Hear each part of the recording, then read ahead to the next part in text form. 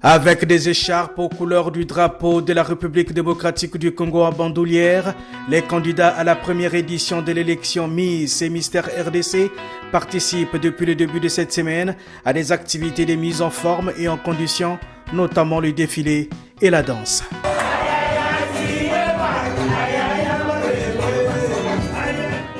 Une élection Miss et Mystère, c'est tout un univers et un décor qu'il faut monter, sans oublier les impératifs que nécessite un tel show attendu par la diaspora africaine de France. Certes, encore quelques réglages à faire, mais pour les organisateurs, tout est réglé, comme du papier à musique, pour la réussite de cet événement culturel. Les candidats et les candidates sont plus motivés que jamais. Et donc voilà, du coup, tout se prépare bien. On a aussi un candidat qui viendra justement du pays de Kin, qui viendra pour représenter la capitale ici à Paris. Donc c'est vraiment ouvert à toute la diaspora congolaise de partout. Elle gagne d'abord un voyage à Kin pour réaliser son projet humanitaire. On est là pour soutenir et former nos Miss comme il se doit. Je conseillerais à toutes ces filles-là de venir représenter leur pays parce que c'est exceptionnel. Les candidats de leur côté sont déterminés à relever les défis et défendre de la plus belle manière l'image peu reluisante de la RDC, paralysée par une crise politique sans précédent. Si on prend part à ce concours, c'est premièrement pour en apprendre un peu plus sur notre pays, parce que je pense qu'avant de gagner, l'important c'est de participer et d'en apprendre beaucoup plus.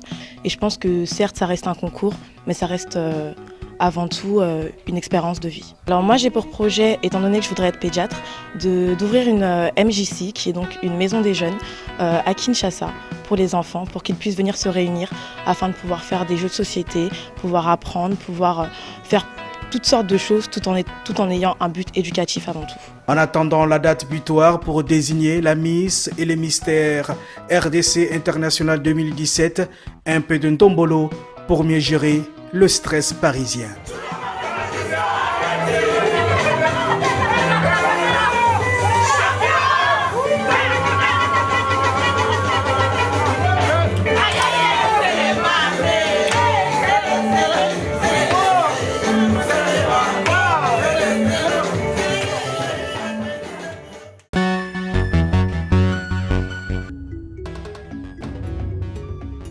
Il était une fois, en Ouganda, une petite fille incroyablement douée pour les échecs.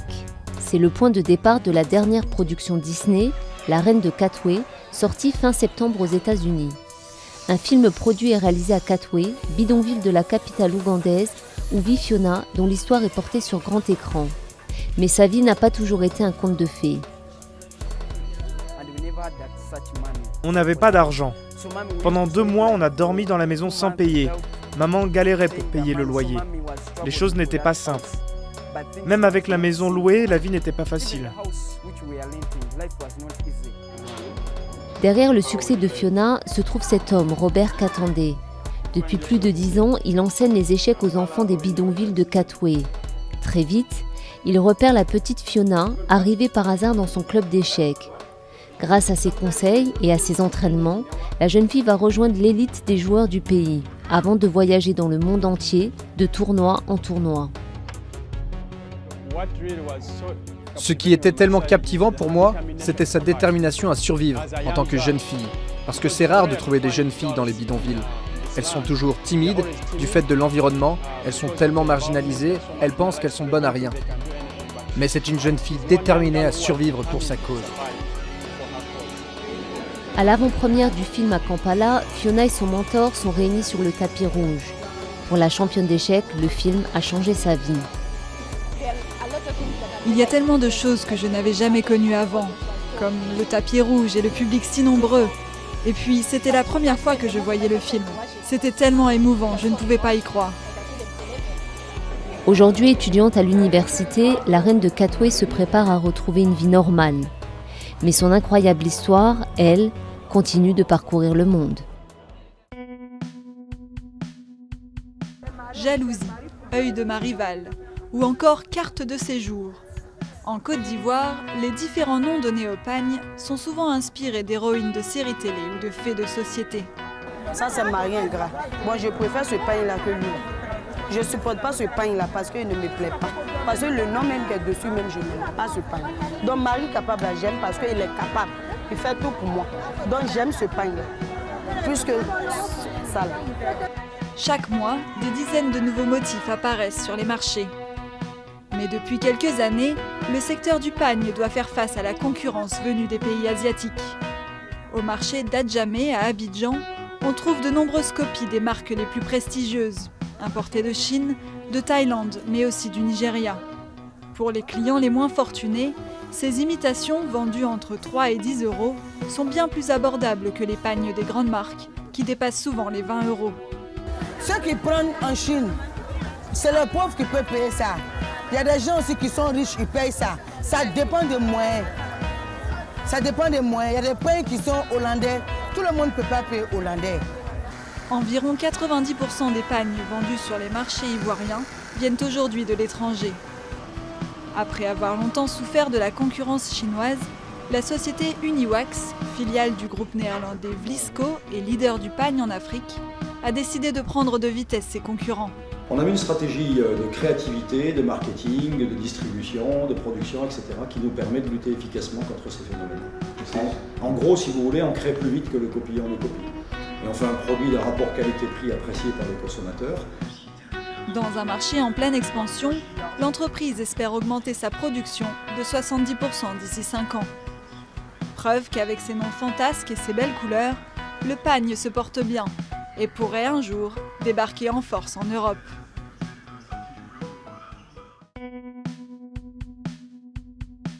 Réel plaisir pour moi, Pierre Bilang, de vous retrouver dans le cadre de ce programme Culture 7 le Mag et bien sûr sur les antennes de la télévision panafricaine. Culture 7 le Mag nous amène aujourd'hui dans la demeure d'un artiste, un artiste complet, je vais le dire ainsi. Lui, c'est Max Obian, il est dessinateur, il est peintre, en tout cas, je vous l'ai dit, il est complet. Allons-y vers lui et vous allez découvrir qui est l'artiste exactement.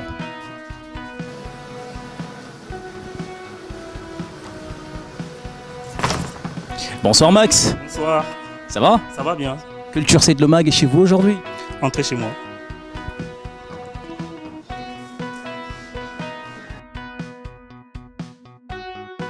Voilà, comme je vous l'ai dit, chers téléspectateurs, Culture 7 le Mag, sur les antennes de la télévision panafricaine, s'invite dans la demeure d'un artiste complet, je veux le dire ainsi. Lui, c'est Max Obian. Rebonsoir Max. Rebonsoir. Alors, c'est Max Obian tout court ou bien il faut ajouter autre chose? Max Obian Nguema. Max Obian Nguema. Alors, j'ai envie d'avoir ce plaisir de vous présenter intégralement aux téléspectateurs de Canal 7, mais s'il fallait vous présenter, que diriez-vous? Que je suis, comme vous avez vous-même dit, un artiste autodidacte, complet. Puis je vis de mon art, donc j'ai fait mon petit bout de chemin dans ce monde. Voilà, vous allez comprendre pourquoi, chers téléspectateurs, que je puisse dire ici qu'il est un artiste complet, parce que lui, il est à la fois dessinateur, il est à la fois peintre et... Dessinateur, peintre, c'est tout. Voilà, dessinateur, peintre et c'est tout. Il est complet. Alors, on va commencer par le dessin. Alors Max, cet amour que vous avez pour le dessin commence quand exactement? À 6 ans. À l'âge de 6 ans, j'ai dessiné au sol comme un enfant de cet âge-là. Et puis bon, ça ne m'a jamais quitté vraiment. Dans mon parcours scolaire, il y avait l'école et il y avait le dessin. Alors Max, vous parlez d'enfance, le dessin a commencé dans l'enfance. Est-ce qu'il faut dire que durant cette enfance, vous avez toujours été fan des super-héros? Bien sûr, des super-héros, à l'époque c'était Tarzan, c'était Spider-Man, on regardait Les Strange, on regardait Goldorak, donc tout ça là m'inspire beaucoup. Je passais mon temps à reproduire les dessins animés sur les cahiers de l'école, donc parfois je recevais une petite fessée, mais bon, c'était le feu qui brûlait, il fallait évacuer. Finalement, cet amour pour le dessin que vous avez eu dans l'enfance vous a amené en 2012-2013 à vous lancer, disons, dans le dessin. Et aujourd'hui, on parle encore de ce qui a été sorti en 2012-2013 de l'album Alum Don Minko. Voilà, j'ai du mal à prononcer ça, Alum Don Minko. Alors, cette bande dessinée-là, il s'agit de quoi? De la culture fan, ça parle de l'épopée des guerriers fans. Voilà, donc ce qui s'est passé, c'est que j'ai rencontré Priva Ngomu. Il m'a proposé de faire un récit, de le mettre en bande dessinée, du conte de l'auteur Wami Kwabi Koro. Voilà, donc on a mis tout ce qu'il fallait mettre en place et puis on s'est mis à travailler là-dessus. Donc ce qui fait que l'amour que j'avais des super-héros européens ou américains, et lorsque j'ai lu le récit d'Aloum Ndormiko, je me suis dit, tiens, nous aussi nous avons des espèces de super-héros, donc tant mieux quoi. Et puis ça m'a intéressé. On va dire que c'est un projet, c'était un rêve après qu'on a réalisé. Voilà, un très beau projet, mais est-ce que c'est si facile pour un dessinateur tel que vous qui vous êtes lancé dans le dessin, est-ce que ça a été facile pour vous de pouvoir transcrire cette pensée, cette imagination de ce que devait être le récit sur papier? Bon, lorsqu'on est détenteur d'un talent, on a la facilité d'exercer la chose. Mais je comprends que pour ceux qui ne sont pas détenteurs de ce talent, ont souvent du mal à comprendre. Nous, ils te poseront toujours la question, comment est-ce que tu fais, comment est-ce que tu fais. Je dirais que oui, ça a été... Je suis bourré d'imagination, donc ça a été un peu plus facile pour moi de... Voilà, mais comment peut-on imaginer un super-héros sur une bande dessinée, à quoi il va ressembler? Comment peut-on ne pas imaginer un super-héros, à quoi il ne va ressembler? Donc je vois un peu la question. Mais... je ne sais pas comment vous l'expliquer, mais bon, en fait, si vous voulez, dans les épopées Mvet, chaque personnage a ses caractéristiques. Donc lorsqu'on me les donne, et moi j'ai besoin juste de cette base et puis après je me mets au travail. Voilà. Mais est-ce qu'il faut être à la base fan de super-héros, de dessin pour pouvoir faire la chose? Je pense que oui, c'est comme je vous ai dit au tout début qu'on était fan de Spider-Man, de Tarzan, de Goldorak, de Surfeur d'argent et tout. Donc quand même, ça a aidé. Voilà, Aloum Ndormiko, belle aventure avec cette BD, cette bande dessinée. Elle a eu du succès? Oui, elle a eu du succès, même à l'Hexagone. Hein. Elle a eu du succès. Voilà, on parle d'un tome 1 et d'un tome 2. Qu'est-ce qui fait la particularité de ces deux tomes? Bon, c'est toujours la même histoire qui se suit. Elle n'est pas sortie jusqu'à aujourd'hui parce que bon, je me suis un peu lancé à fond dans autre chose. Donc c'est pour cela, pour le moment, elle ne sort pas. Mais sinon, bon, il n'y a vraiment pas une particularité. Ce n'est qu'une suite logique de l'histoire du 1. Voilà, jusqu'à aujourd'hui, on a envie comme ça de jeter un coup d'œil sur cette bande dessinée. Beaucoup ont entendu parler de cette bande dessinée-là et surtout que c'est un Gabonais qui est derrière ça. Est-ce qu'aujourd'hui, si on le voulait, quelqu'un comme ça pourrait encore avoir cette bande dessinée? Oui, il est toujours possible de l'avoir en contactant Priva Ngoumou. On vous sait plus connu sur la casquette de peintre. Est-ce que la BD a été une belle expérience pour vous? Elle a été une très belle expérience parce que on m'a tout simplement demandé de revenir à mon amour du départ, si tu veux. Parce que je commence par la bande dessinée, ensuite je me lance dans la peinture. Alors belle expérience, il a dit, chers téléspectateurs. Nous étions en train de parler il y a quelques instants seulement de la BD Aloum Ndormiko. Voilà quelques images de ce qu'est cette BD-là. Il l'a dit, hein, il est possible encore de l'avoir en contactant Monsieur Priva, c'est bien ça? Priva Ngoumou.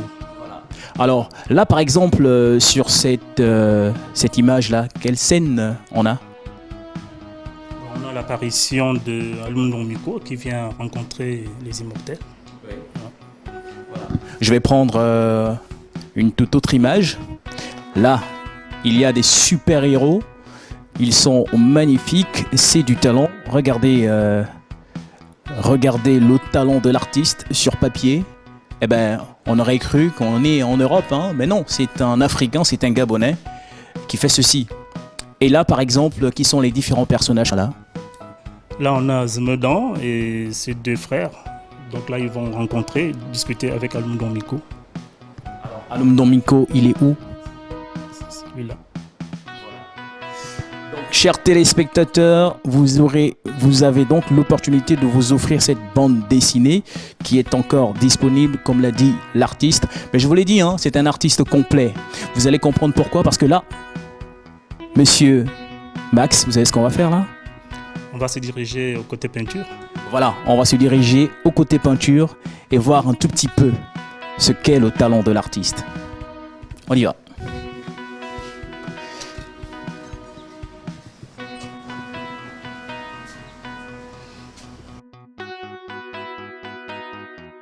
Voilà, chers téléspectateurs, nous nous trouvons exactement là où se trouve l'inspiration de l'artiste lorsque l'on parle de peinture.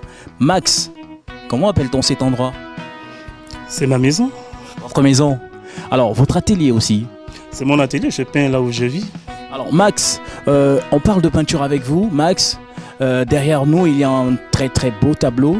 Mais sinon, avant de parler de ce tableau, la peinture, elle commence comme le dessin? Elle commence comme le dessin, mais différemment. Comment ça? Il a fallu que j'aille dans l'atelier de Maître Mikomisé et que je commence à prendre contact avec la peinture, à toucher au pinceau, voilà. Voilà, donc il faut dire que l'artiste Max Obian aura suivi une belle formation. Une formation de 3 ans dans l'atelier de Maître Miko. Donc, que je remercie et que je salue au passage. Max, vous avez épousé la peinture. Qu'est-ce qui vous passionne dans cet art? C'est le fait de me retrouver Dieu sur toile. Voilà. Là, par exemple, on a une belle image, une belle toile. Qu'est-ce que c'est? Elle est finie? Elle n'est pas finie, c'est encore une ébauche. Le thème de ce tableau sera le printemps. Printemps. Pourquoi printemps?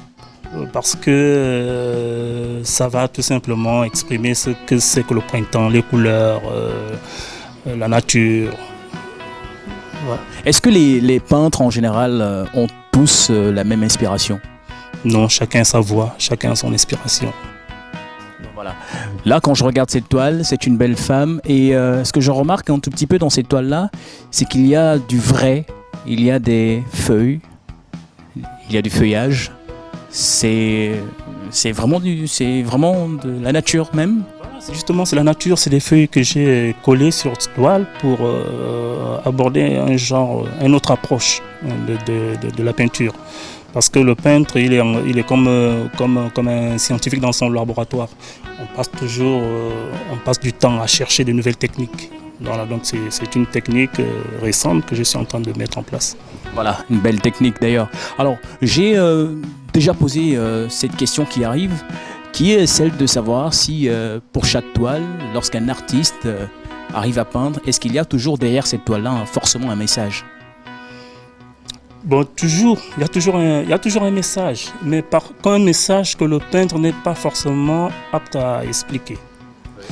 Donc il y a toujours un message. On est un bon peintre, on n'est pas forcément le bon interprète de son art. Donc il y a une autre lecture sur la toile d'un peintre, mais rassurez-vous, j'essaie toujours d'expliquer mes tableaux. Comme je vous ai dit, ce style, ça aborde la beauté, le printemps, la gaieté. C'est déjà un langage. Voilà. Alors, vous en tant qu'artiste, Max, qu'est-ce qui vous différencie des autres peintres? Que je sois Max et que les autres soient les autres. Avec modestie, hein. Lui c'est Max Obian tout simplement. Alors Max, comme je l'ai dit, nous sommes dans votre demeure. Il y a une belle piscine. Est-ce que c'est l'eau qui vous inspire à pouvoir peindre, à être aussi talentueux? Bon, pourquoi pas, l'eau peut inspirer, les nuages peuvent inspirer, ma femme peut m'inspirer, ma mère peut m'inspirer, mes enfants peuvent m'inspirer. L'inspiration est partout. Vous allez comprendre pourquoi je dis qu'il est un artiste complet. Il est l'un des rares artistes qui s'exerce dans une autre figure. On dit de vous que vous êtes peintre animalier. Bon, je dirais polyvalent, parce que je ne fais pas que de l'animalier. Vous avez vu sur cette toile, oui. C'est une femme. C'est pas de l'animalier. Et par contre, vous allez découvrir la technique animalière aussi. Voilà, donc allons-y tout de suite, hein, découvrir cette technique-là. Alors Max, pour les téléspectateurs de Canal 7, là nous sommes devant une belle toile, il y a un éléphant, il est magnifique, on aurait dit que c'est du vrai. Alors explique-nous. Bah, c'est un éléphant, c'est une commande qu'un client m'a passée. Oui. Et comme tout à l'heure vous avez dit que je ne faisais pas que de l'animalier, tout à l'heure on a regardé une toile, c'était une femme qui symbolisait le printemps. Et maintenant là, c'est un éléphant. Donc voilà les techniques, voilà ce qui prouve que je suis en fait un peintre polyvalent ou un artiste complet comme vous avez dit. Je pars de la bande dessinée et je suis sur toile. Et sur toile, j'ai la possibilité d'aborder plusieurs techniques. Voilà, je peux faire de l'abstrait, du figuratif. J'aime pas être limité. Voilà. Est-ce que, par rapport à cette polyvalence, on dit de vous que vous êtes l'un des rares quand même à s'exercer dans ces techniques-là et peindre sur les animaux. Vous en connaissez d'autres ici à Libreville au Gabon qui font la même chose? En matière d'animaux, oui. Bon, peut-être pas à ma connaissance, non. Je ne sais pas s'il y en a qui osent, mais même s'ils le font, est-ce qu'on le fait de la même manière? Il se pourrait qu'il y en a, je ne sais pas. Mais quel a été le déclic pour vous d'avoir cette approche-là sur les animaux? Le déclic, je ne sais pas s'il faut dire déclic, c'est juste que c'était des propositions des clients. Oui. Max, tu peux faire des animaux? J'ai dit oui, pourquoi pas. Et puis, en fait, si vous voulez, je fais plus que la demande veut. Voilà. Alors, pour Max, quels sont les différents matériaux qui l'amènent, lui, à pouvoir sortir une magnifique toile?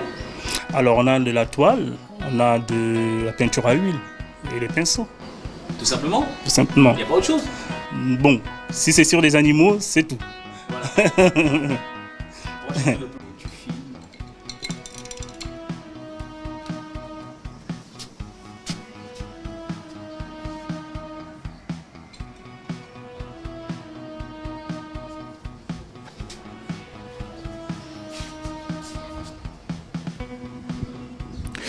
Voilà, chers téléspectateurs, nous sommes avec l'artiste Max Aubian, peintre, dessinateur. Et là, il est en plein exercice de style, histoire de vous montrer, chers téléspectateurs, que le talent est en lui.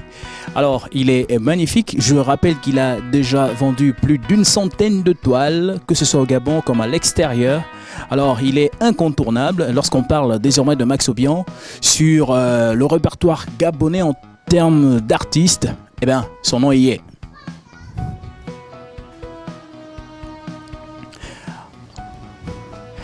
Alors Max, qu'est-ce que vous faites là exactement? Je repeins sur le feuillage que j'ai collé. Donc, pour donner une autre approche. Voilà. Alors comment vous exercez dans le choix des couleurs? Parfois c'est l'œuvre qui te le demande. Oui, donc on observe et puis on laisse les couleurs parler d'elles-mêmes. Voilà. Est-ce qu'il peut arriver que lorsque vous êtes en train de travailler, il vous manque une couleur et vous n'arrivez pas à trouver la couleur ou la ressortir? Ça peut arriver, mais lorsqu'on connaît son travail, on sait qu'il faut mélanger, on sait qu'il faut faire un mélange.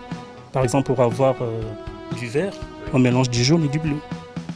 Ah, magnifique, on mélange du jaune et du bleu. Du marron, on peut mélanger le noir et le jaune. Le noir et du rouge. Voilà. Alors, en tant que peintre, lorsque vous êtes sur la toile, est-ce qu'il faut d'abord dessiner pour pouvoir mettre du pinceau ou bien avec du pinceau tout simplement on peut faire ressortir une image? Certaines toiles demandent à passer au crayon avant et d'autres pas du tout. Donc ça dépend du thème que tu abordes. Voilà. Donc on va rappeler le thème de cette toile-là. C'est quel? Printemps. Comme je vous l'ai expliqué tout à l'heure, c'est parce que c'est la gaieté, c'est la beauté. Et en printemps, toutes les couleurs, toutes les fleurs sortent de leur boule. Il y a des insectes. Vraiment, les couleurs sont gaies. Parce que bon, je ne sais pas si vous verrez ce tableau fini, mais il sera extrêmement gai. Ah, on l'espère. Hein. Alors, mais quand je regarde bien ce tableau-là, c'est une femme qui porte un foulard fait de feuillage, c'est ça? Voilà, exactement. Voilà, c'est magnifique, chers téléspectateurs. C'est l'artiste Max Aubian pour Culture 7 le mag. Et comme je vous l'ai dit, je devais, pour ce numéro-là, vous amener à découvrir l'artiste. Alors Max, pour conclure, s'il fallait lancer un message aux téléspectateurs de Canal 7 concernant la peinture et le dessin et concernant peut-être ceux-là qui veulent se lancer dans la chose, quel serait votre message à vous? Bon, mon message, c'est ayez foi à ce que vous faites et cherchez et vous trouverez. Voilà, et quand on parle de peinture désormais sur le continent africain, vous pensez que les Gabonais ont leur place? Bien sûr, les Gabonais ont leur place et on n'est peut-être pas nombreux, mais on a des talentueux. Voilà. Alors c'est sur ces mots de l'artiste Max Obian que Culture 7 le mag ferme ses portes pour ce numéro. On se donne rendez-vous sur un prochain numéro bien sûr. D'ici là, restez sur les antennes de la télévision panafricaine, Canal 7. C'était Pierre Bilong. Ciao ciao.